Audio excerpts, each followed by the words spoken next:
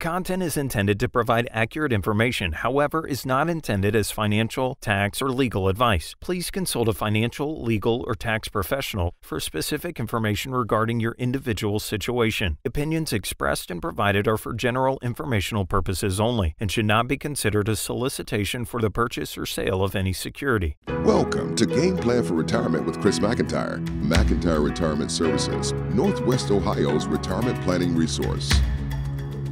And welcome into the program. This is your Game Plan for Retirement with Northwestern Ohio's resource for that common sense approach to planning for our financial investment and retirement futures that we need, providing guidance, providing perspective on this crazy and confusing financial world. He is Chris Mcintire, president and founder of McIntyre Retirement Services. And Chris, I know one of the big topics that we have been talking about are opportunities to be more efficient with our money. We're going to continue on that path today and talk about why we need to be so efficient with the money.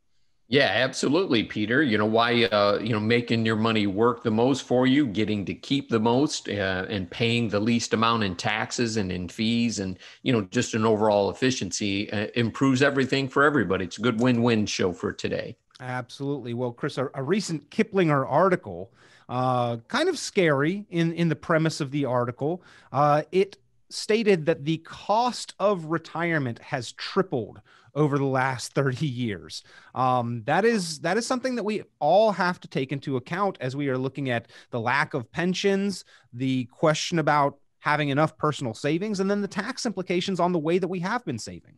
Certainly. My father-in-law retired at age 49, basically 50. He's 92 now. So still getting the same pension check 42 years later. And just think about the purchasing power that has been lost in that because he didn't get any cost of living adjustments. Most private pensions don't have the cost of living adjustments on them. And, even at a 3% rate of inflation in 24 years, you need twice as much income to do the same things you've been doing today. And, you see that at the gas pumps right now. Food prices are rising significantly. Inflation's been more of a headline here in the early parts of 2021 than obviously it was in 2020, of course, with the pandemic and, interest rates falling and, everybody kind of, circling the wagons, if you will. Now there's more money out there than previous. Everything's opening up. Individuals have more money in savings accounts right now, by and large, especially the retirees. They have more money in savings, so they're going to be getting ready to, go out and spend. So prices can go up to support that. It's kind of the laws of supply and demand. Yeah, I've seen several articles talking about how the savings rate pre-pandemic was pretty low, consumer debt pretty high, and then during the pandemic, even more consumer debt. People were putting expenses on credit cards. But since the turn of the year and 2021, the personal savings rate is in the high double digits, even broke 20% for a little while. That's pretty astounding. And again, as you stated, Chris, when there's more discretionary money out there, there's more funds available, prices tend to rise to keep up with those things. So things that we're going to need to think about. And again, ladies and gentlemen, you have a resource here in Chris Mcintire. If you've got questions, if you've got concerns, if you would like to go in depth into your planning, if you're one of the ones that has that extra discretionary money and you want to make good use of it and good decisions with it, pick up the phone, give Chris Mcintire a call. He's willing to sit down with you, have a conversation, help get that plan put together. No cost, no obligation, just a plan that you can refer back to make sure that you are on track. 800-868-1194 is the number. That's 800-868-1194. But Chris, that Kiplinger article about the cost of retirement having tripled, it did give hope. It said that the income allocation methodology that you've been speaking about for 6 or 7 years now actually helps to lower the costs in retirement. Now, you've always said that it helps you leverage your money, be more efficient, and do more with less, create higher income. But this Kiplinger article also says it helps to actually control and lower the expenses as well. So double benefits. Certainly. We offer a lot of, types of income products that give that ability to have an increasing income in the future. And where we find that is a great benefit for retirees is, it takes less pressure off of the investment side. And as we all know, that doesn't always work out to the way that we would want it to work out, right? The market can go down, and it can go down significantly. And it's nice to have, your income plan already structured so that, no matter what happens, you've got your basic living expenses covered in some contractually guaranteed type of, I call it insurance products, if you will. I can't use the term investment there because we use some safe strategies, so they're technically not investments.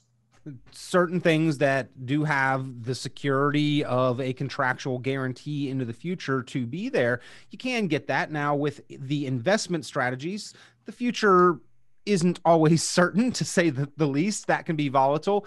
And you've talked about, Chris, your job as a planner is to help people identify and maximize the elements that they can control and minimize the elements that are out of their control. That income allocation component goes a long way in helping people to bridge that gap and to identify those two sides and then maximize what they can control. Yeah, peace of mind is paramount as you're going through retirement, and just think, what type of peace of mind that you have right now in getting a monthly check as you're getting ready to retire, and you're saving some of that money for your retirement to when you retire, and you've got that big nest egg to say, you know what, I'm going to carve off enough money. I want to know that between my Social Security, if you're lucky enough to have a pension plan, and some other assets, that I'm going to carve off and cover my basic living expenses. And, if you've saved enough of a nest egg here, you can obviously, increase that where it doesn't have to just be the basic expenses, and then leave the rest of your portfolio for the icing on the cake and the continuous growth, or to replace the income you're pulling off of your other side. Well, another Kiplinger article, Chris, asks the question, are taxes set to explode in retirement? It's 2021 here. We've got a new political environment. Does that mean that there will be changes for taxes into the future? We all know that if we've got a single dollar, it's important that we think about how to use it, how to position it, how to get the most out of it. But this Kiplinger article states that if you've stashed most of your nest egg in 401ks, the last thing you want is for taxes to blow up in your face when it comes time to start taking withdrawals. Unfortunately, that may be the case for many of us. Yeah, we could certainly be looking at increased taxation here. At some point, we'll have to pay down this deficit, and it's either the government's going to spend less money, which they certainly have not demonstrated that that's, been their common theme here through the pandemic, of course, or they have to raise taxes to increase that revenue. And, if you look at how much taxes on a gallon of gasoline and, your income taxes, state taxes, local taxes, I think most of the folks listening today would agree that there's, in all likelihood, taxes probably have a better chance of going up in the future versus going down. Absolutely. And you've talked about that. And in fact, that's one area that you help people identify, discuss, better understand, and then strategize to better control is what is that future tax liability going to look like? And the Kiplinger article points out several reasons why tax rates may go up into the future. And there are many. But again, there are strategies to help cut taxes and be better prepared. And those are the things that you help people identify each and every day, Chris. And again, that's part of your game plan for retirement, ladies and gentlemen. If you'd like to look at ways to be more efficient with your money, to leverage your dollars, to minimize and control the tax bill, pick up the phone, give a call, 800-868-1194, 800-868-1194, 800-868-1194. You kind of have two choices here. You could ignore that tax bill, continue to defer it, and default to the IRS's plan, or you could be proactive and formulate your own plan. Little insight is that the IRS's plan is rarely ever in most of our best interest. It's sort of built to best serve the IRS and to generate tax revenue. So you're usually better off being proactive, implementing your own plan. And Chris, that starts with a process that this Kiplinger article again recognizes: making a list of all your investments, recognizing that your investments fit into kind of one of three categories or buckets, and then making sense of where it makes proactive moves, or making proactive moves where it makes sense, rather, to move from one bucket to the next. And that's something that we've been talking a lot about, is these Roth strategies, or how to get more tax efficient.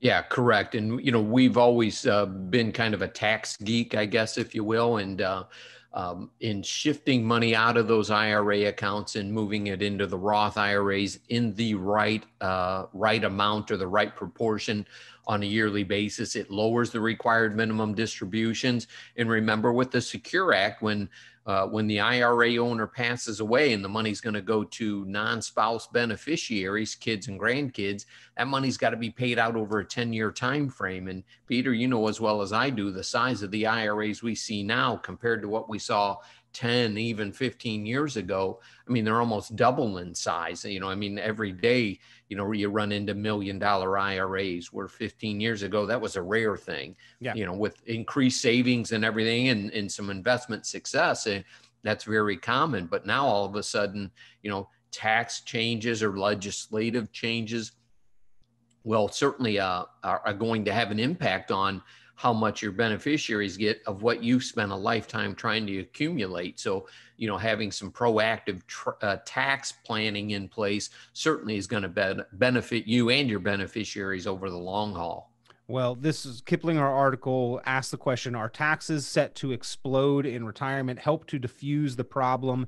And they put it in a term that I've heard you mention many times on the program, Chris, is that those tax deferred accounts, those 401ks, those IRAs, are a ticking tax time bomb that we have been taught and told to chain ourselves to. And so they give some ideas for strategies. But Chris, I know you get more in depth in what those strategies are, being the self-admitted tax geek that you are. In that game plan for retirement, you help people really kind of comb through minutia, crunch the numbers, figure out exactly when, how much to make some proactive moves to better control what we can and minimize what we can't control. And again, if you'd like that game plan for retirement, ladies and gentlemen, just click the link around the video if you're watching, or give a call to Chris McIntire's office, McIntyre Retirement Services, 800-868-1194. That's 800-868-1194. You can go online, McIntyreRetirementServices.com, McIntyreRetirementServices.com.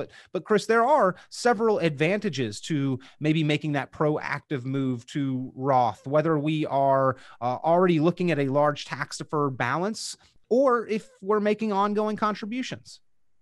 Yeah, absolutely. Not everybody can contribute to Roth IRAs. If you have a Roth 401k, then you're eligible to contribute that because you're working. A Roth IRA, there are some income guidelines that you have to adhere to as to whether or not you can contribute. Anyone can convert, though, based regardless of income. So there's some, if you look at all these little nuances that we have with the retirement accounts, it takes a lot and a very detailed plan to make sure that what you're doing is what you want to accomplish in the end. And Peter, you and I, we like taxes. We like tax strategies. Not tax paying planning. them. Yeah. Tax planning. We like digging in. Yeah. Yeah. Right. And, and you brought up ticking tax time bombs. So say that about 10 times fast. And that's what a lot of people are creating here through being very diligent, disciplined savers. And when the Roth IRAs came out, not everybody adopted those strategies and said, you know what, we need to take advantage of those. And, we're just, telling you to be cognizant of what tax bracket you're in. And if you're in that tax bracket, how much more money can you make and still stay in that tax bracket without going into the next one? And then, what are the options? Roth IRAs are certainly one of them. But, we do a lot of cash value life insurance as well, where, there are some tax advantages there. There's some long-term care aspects there. There's a tax-free death benefit. So you get a whole a legacy aspect in there with some competitive growth potential as well. So, and I know that was a mouthful right there, Peter. I'll let you sum that up again. Well, Chris, actually, I want to turn that back on you a little bit, because when you say cash value life insurance, that is a a subject that a lot of people have different feelings about, and there's kind of a division there. A lot of times, if you ask somebody what they would like their money to do, like if they could describe the ideal savings account, they may list several qualities where they can get a reasonable growth rate, they don't have risk, where there's tax deferred growth, where there's the possibility for tax-free income, maybe where there's an element of long-term care protection. And those basically describe what can be achieved through the cash value life insurance. And then you mentioned that tool as a potential solution, and a lot of people feel like they don't want to consider that. Could you, I know you personally utilize this strategy. Could you just describe how this has worked out for you and why you choose to utilize it? Yeah, and why I chose to utilize it, and we don't have any children, is, it's the fact that, I like the safety aspect of using the life insurance. It protects my spouse if something was to happen to me, and Peter would tell you, look, I lead a very healthy lifestyle, don't smoke, don't drink, exercise, but, it doesn't mean you can't have a heart attack or bad things like that can happen. And then I don't have any contribution limit. So if I have a good year of income, basically, I can put more money into my life insurance policy. I can borrow against it, and it follows IRS code 770, which has just been recently expanded, allowing more money to go into the cash value side of life insurance to meet the definition of life insurance. But I don't get a 1099. It doesn't show up on my tax return anywhere that I borrowed against my life insurance policy. It's we kind of call it an arbitrage, if you will.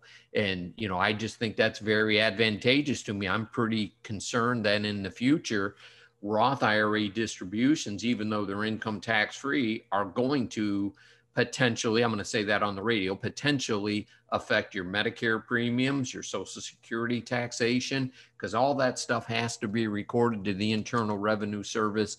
And I say that because if you have a big IRA distribution, you might get a notice that, hey, you know what, your Medicare premiums went up because you made too much money the year before.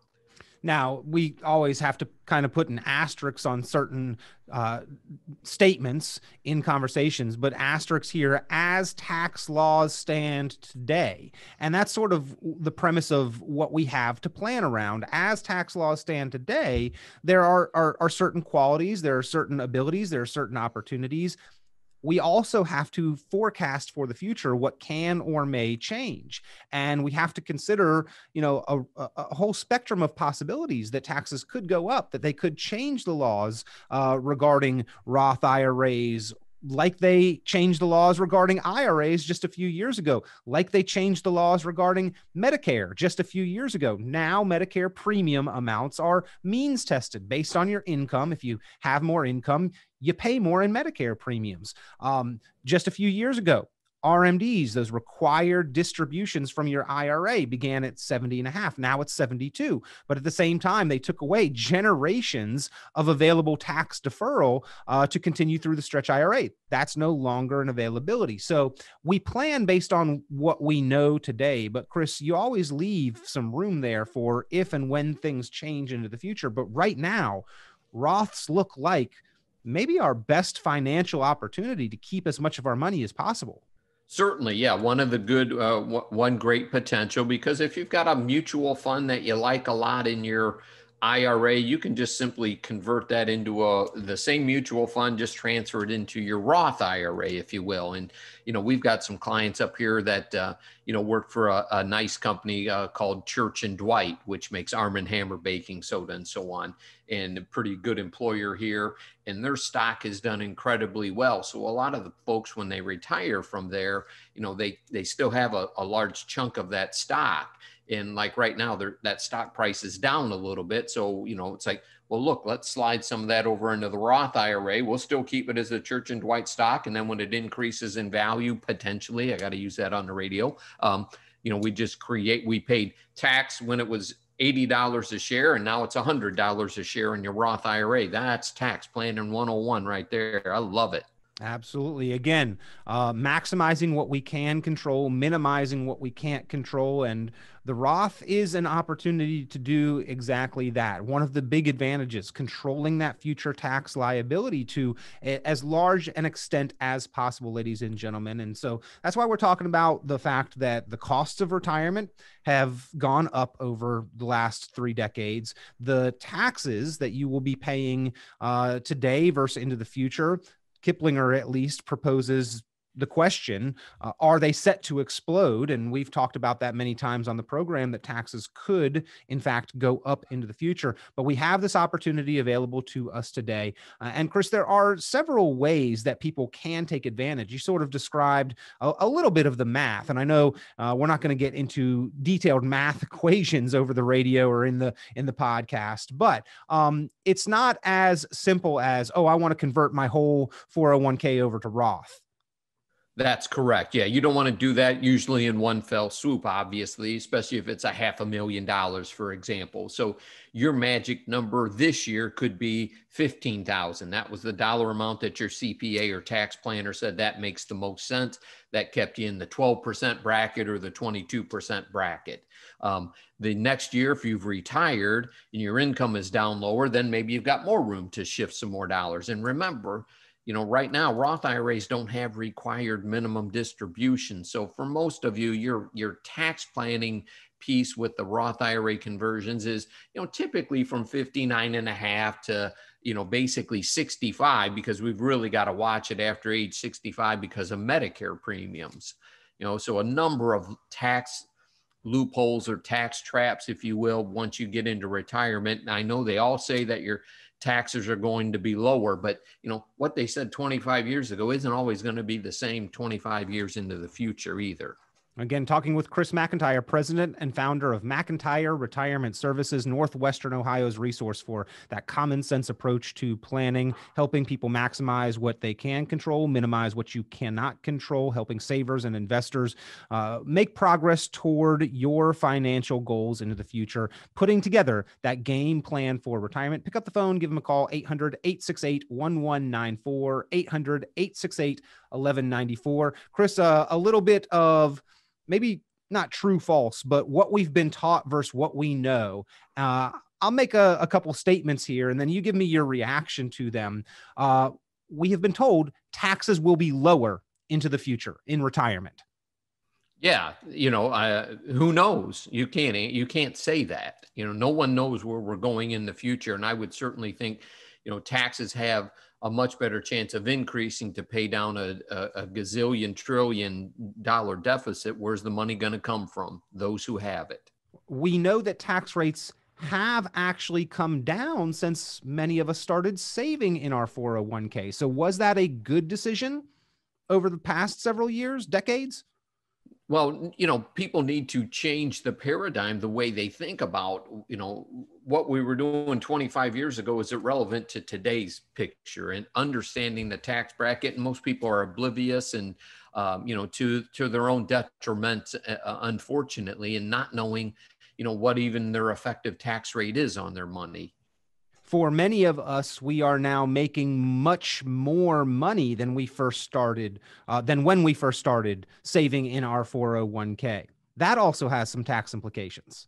It certainly does. And, like we'd said earlier, Peter, that, we see, 7-figure IRAs every day. And, people have just been wonderful savers because, we're dealing with a much younger generation that have been putting more money into 401ks where they could save more dollars. And so we're seeing these behemoth-sized IRA accounts that will be fully taxable once that money comes out. So, if you're looking at it from a government agency side of things, say, okay, well, here's where the money is. And if we set some parameters around this, then we can increase the revenue. It's the law of supply and demand. Nowhere in the tax code, Chris, does it say retirees automatically pay less in taxes. Even though they vote quite a bit, but no, I mean, they're going to go after where the money is. And who's the guy, Willie Sutton? Why did he rob banks? That's where the money was. Although I've heard that's not as profitable these days. I don't know. I hear that, if you try to withdraw $5,000, they tend to have trouble coming up with the cash at the banks. Unbelievable. I'm from the government and I'm here to help, right? And those Right. are the 9 words you need to worry about the most. Most retirees, though, Chris, actually have less deductions and therefore may be kind of stuck in the tax bracket that they're in, depending on their income. I know that there's some tax advantaged income with Social Security, but again, tax laws can change at any point in time. That might be a target. Yeah, no question about it there, Peter. And, and then there are taxes on the wealthy to help pay for the Affordable Care Act. So there are some other, I don't want to call them hidden taxes. They're in there, but they only affect certain amount of individuals. So, the legislation can change, guys, with the stroke of a pen. I was actively involved in a deferred compensation program. And, in the previous administration before Mr. Trump was in there, they came up and said, well, that's a potential conflict of interest. So with the stroke of a pen, I lost an entire plan that I had been contributing to. So it can happen to anybody out there. It happens to us. Even if taxes do stay the same, Chris, the if the goal on an account is for growth of your money over time, on a tax deferred account, you're growing your tax bill as well. You certainly are. Yeah. What's better, to pay tax on $5,000 a year over 10 years, or pay no tax on it until you withdraw it at some point in the future at an unknown tax rate? And I'll give you an example. So if you're taxed at 20%, tax on $5,000 is $1,000. Okay. Did that for 10 years. You paid $10,000 in taxes. Okay? If you put it into an IRA, you didn't pay tax on that $5,000 and it grew to be $150,000. Okay. Was it better to pay tax on 50 or better to pay tax on 500, 5,000 versus what, 30,000 would be there. So correct. yeah.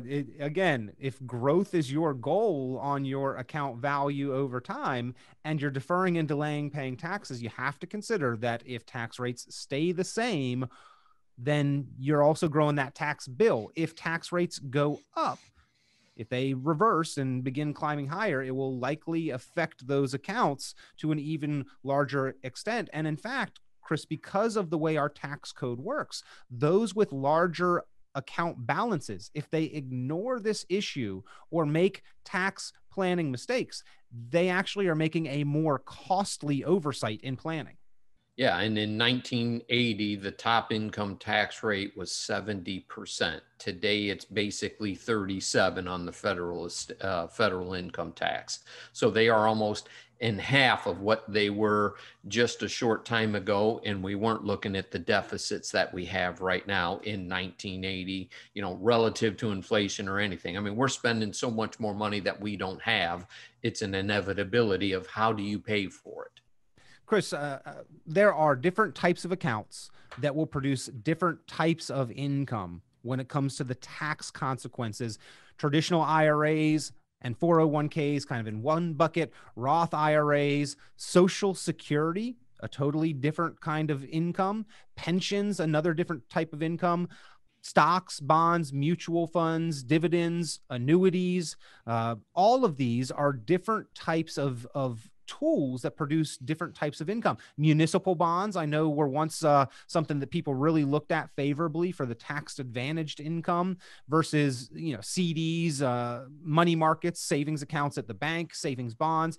All of these are different financial tools, investment options that, when put together in a portfolio, are going to create different tax situations, have different tax consequences, and mapping all of that out, understanding what tools to use, what order to access accounts in, that's part of the income allocation plan, the game plan for retirement that you help Northwestern Ohio savers and investors put together.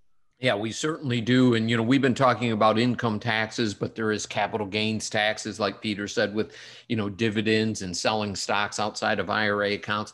taxation in respect to annuities and municipal bonds. Yeah, municipal bonds are typically income tax free, but their income is counted to determine whether or not you pay tax on your Social Security benefit.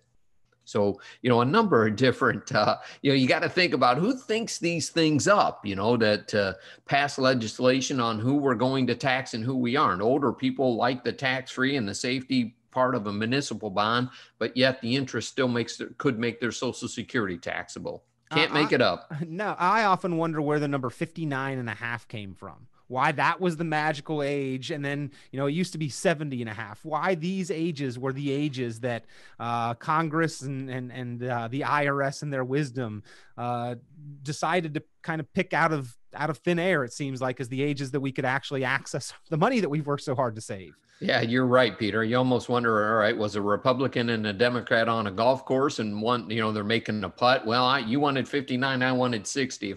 If you miss, we'll make it 59.5. Who knows?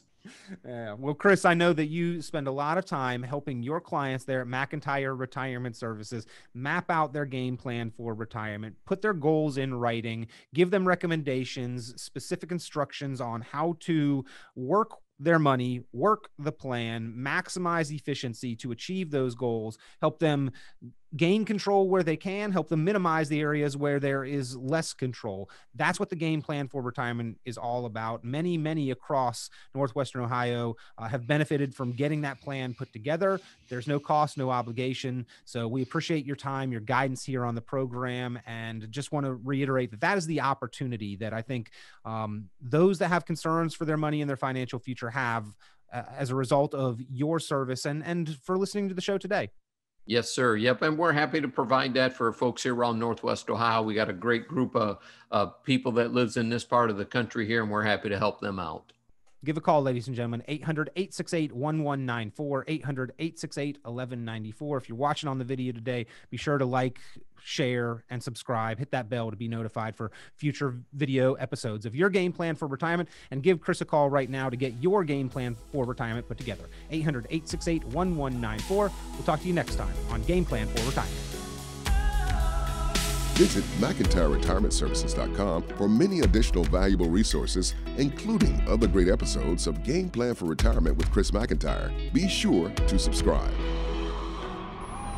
The content of this radio show is provided for informational purposes only and is not a solicitation or recommendation of any investment strategy. You are encouraged to seek investment, tax, or legal advice from an independent professional advisor. Any investments and/or investment strategies mentioned involve risk, including the possible loss of principal. Advisory services offered through Brookstone Capital Management, a registered investment advisor. Fiduciary duty extends solely to investment advisory advice and does not extend to other activities such as insurance or broker-dealer services. Advisory clients are charged a quarterly fee for assets under management, while insurance products pay a commission, which may result in a conflict of interest regarding compensation. Any comments regarding safe and secure investments and guaranteed income streams refer only to fixed insurance products. They do not refer in any way to securities or investment advisory products. Indexed or fixed annuities are not designed for short-term investments and may be subject to caps, restrictions, fees, and surrender charges as described in the annuity contract.